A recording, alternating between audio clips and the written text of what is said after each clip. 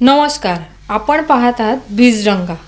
देश विदेशातील महत्त्वाच्या आर्थिक घडामोडींचा सविस्तर आढावा घेण्यासाठी आम्ही पुन्हा एकदा तुमच्या समोर आलो आहोत. आजच्या बुलेटिनमध्ये आपण पाहणार आहोत सरकारचा मोठा निर्णय, अर्थव्यवस्थेची सकारात्मक दिशा, बाजारातील घसरण, सोन्या चांदीतील मोठे बदल आणि बँकिंग क्षेत्रातील धक्कादायक घडामोडी. चला सुरुवात करूया आजच्या पहिल्या मोठ्या आणि सकारात्मक बातमीपासून. पश्चिम आशियातील तणावपूर्ण परिस्थिती असूनही केंद्र सरकारने देशातील LPG पुरवठा सुरळीत ठेवण्यासाठी मोठं पाऊल उचललंय. जागतिक स्तरावर अनिश्चितता असताना देशांतर्गत पुरवठा सुरक्षित ठेवणं ही मोठी गोष्ट मानली जाते. सरकारी तेल कंपन्यांच्या सहकार्याने आता प्रत्येक घरापर्यंत गॅस सिलेंडर ही महत्त्वाकांक्षी योजना अधिक वेगाने राबवण्याची तयारी सुरू झाली आहे. देशात सध्या 31 कोटींहून अधिक LPG ग्राहक आहेत. ही संख्या स्वतःमध्येच मोठी आहे. दररोज जवळपास 50 लाखांहून अधिक सिलेंडरचं वितरण केलं जातं. ही वितरण यंत्रणा जगातील सर्वात मोठ्या नेटवर्कपैकी एक आहे. सरकारने आता लास्ट माईल डिलिव्हरीवर विशेष भर दिलाय. म्हणजेच शेवटच्या टप्प्यातील वितरण अधिक मजबूत करणे, ग्रामीण भाग, डोंगराळ भाग आणि दुर्गम भागांपर्यंत गॅस पोहोचवणे हे मुख्य उद्दिष्ट आहे. यामुळे अनेक कुटुंबांना मोठा दिलासा मिळणार आहे. स्वयंपाकासाठी गॅस वेळेवर मिळणं ही मूलभूत गरज आहे. सरकारने यालाच प्राधान्य दिलंय. घरगुती ग्राहकांना सर्वोच्च प्राधान्य देण्यात आलंय. देशातील एकूण LPG वापरापैकी जवळपास 90% वापर घरगुती क्षेत्रात होतो. त्यामुळे साठा सर्वप्रथम सामान्य नागरिकांसाठी राखून ठेवला जातोय. यामुळे कोणत्याही परिस्थितीत घरगुती वापरात अडथळा येणार नाहीये. वितरण व्यवस्थेतही मोठे बदल केले जात आहेत. देशात सध्या 25,000हून अधिक वितरक कार्यरत आहेत. या नेटवर्कमध्ये वाढ केली जाते. डिजिटल ट्रॅकिंग प्रणालीचा वापर वाढवला जातोय. त्यामुळे सिलेंडर कुठे, कधी पोहोचणार याची माहिती त्वरित मिळणार आहे. नवीन वेअरहाऊस आणि बॉटलिंग प्लांट्स उभारले जात आहेत. यामुळे पुरवठा साखळी अधिक मजबूत होणार आहे. शहरी भागात PNG वापर वाढवण्यावरही भर दिला जातोय. सध्या देशात 1.5 कोटीहून अधिक घरांमध्ये PNG कनेक्शन उपलब्ध आहे. PNG वापर वाढल्यास LPG वरील दबाव कमी होईल आणि ग्रामीण भागात अधिक सिलेंडर उपलब्ध होतील. तंत्रज्ञानाचा वापरही वाढवण्यात आलाय. eKYC अनिवार्य करण्यात आली आहे. त्यामुळे बनावट कनेक्शन रोखलं जाते. काही शहरांमध्ये गॅस ATM सुविधा सुरू झाली.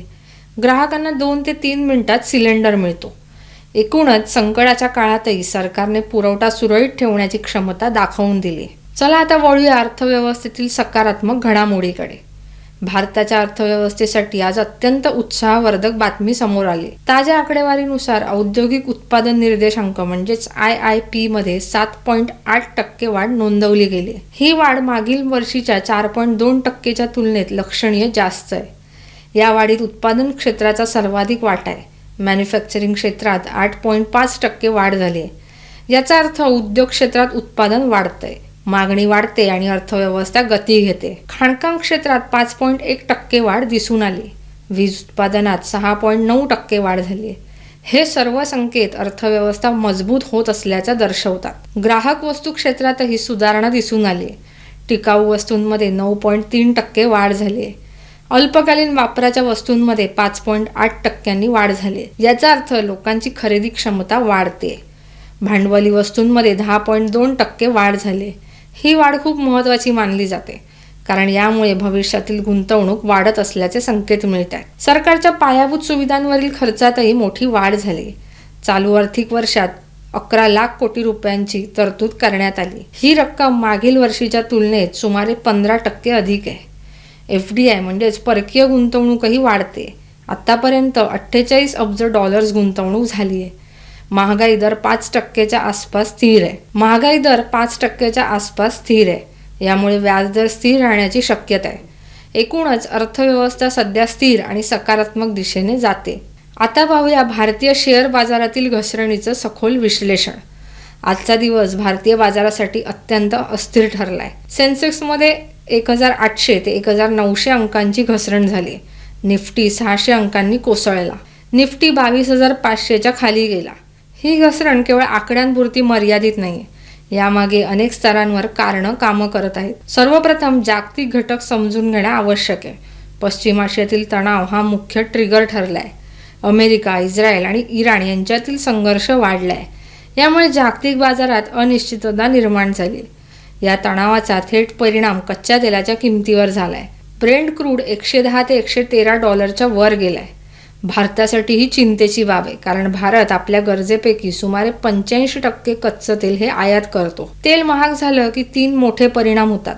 पहिला, महागाई वाढते. दुसरा, चालू खात्यातील तूट वाढते. आणि तिसरा, रुपयावर दबाव येतो. हे तिन्ही घटक शेअर बाजारासाठी नकारात्मक असतात. आता दुसरा महत्त्वाचा घटक FII विक्री. परदेशी संस्थात्मक गुंतवणूकदार म्हणजेच FII यांनी मोठ्या प्रमाणावर पैसे काढले. मार्च महिन्यातच अब्जावधी डॉलरची विक्री झाली. जेव्हा FII विक्री करतात तेव्हा बाजारात लिक्विडिटी कमी होते, मोठे शेअर्स दबावाखाली येतात आणि इंडेक्स जलद घसरतो. विशेषतः बँकिंग आणि IT शेअर्सवर याचा मोठा परिणाम दिसतो. तिसरा महत्त्वाचा घटक म्हणजे रुपयाची घसरण. रुपया 93 ते 94 प्रति डॉलरच्या आसपास गेलाय. रुपया कमजोर झाला की आयात खर्च वाढतो, कंपन्यांचं मार्जिन कमी होतं. विशेषतः तेल, केमिकल आणि एव्हिएशन क्षेत्रावर याचा परिणाम होतो. त्यामुळे गुंतवणूकदार या क्षेत्रांपासून दूर राहतात. चौथा घटक सेक्टर वाईज दबाव.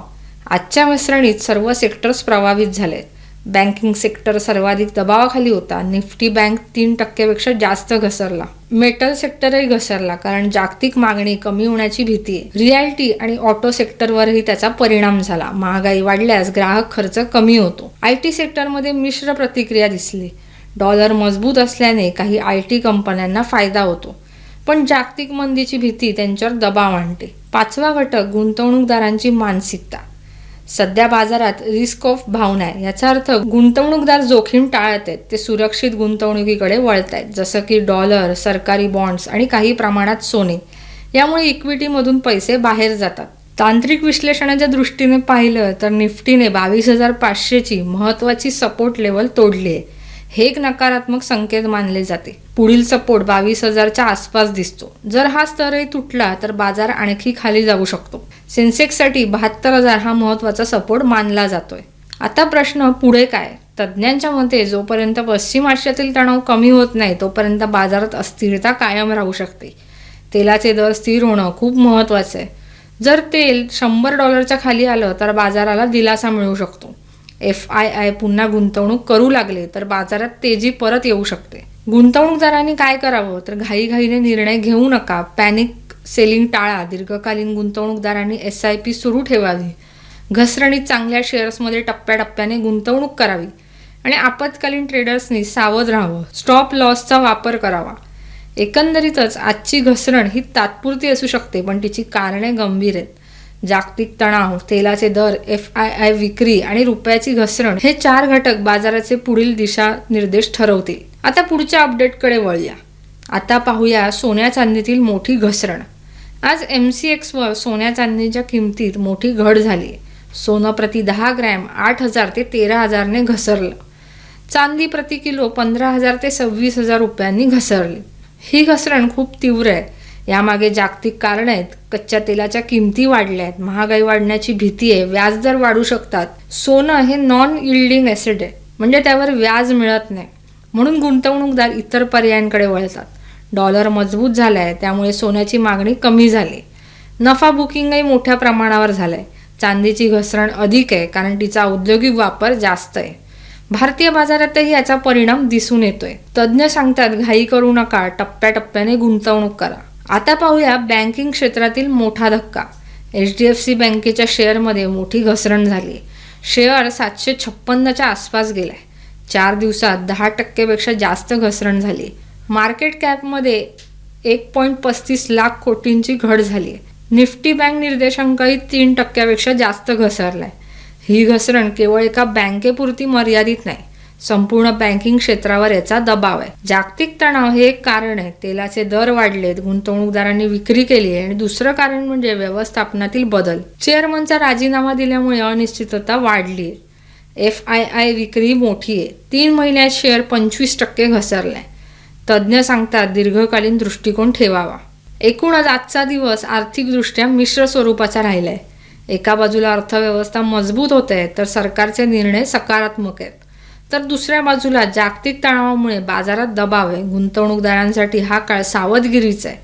दीर्घकालीन दृष्टिकोन ठेवणं अत्यंत महत्त्वाचं आहे। या ठिकाणी आम्ही आपल्याला एक सल्ला देऊ इच्छितो की गुंतवणूक करताना नेहमीच आपल्या सेबी रजिस्टर्ड गुंतवणूक सल्लागाराचा सल्ला नेहमी घ्यावा। तर आजचा बिझनेस अपडेट तुम्हाला कसा वाटला हे आम्हाला कमेंटमध्ये नक्की सांगा। व्हिडिओ लाईक करा, शेअर करा आणि बीजडंकाच्या यूट्यूब चॅनलला सबस्क्राईब करायला विसरू नका।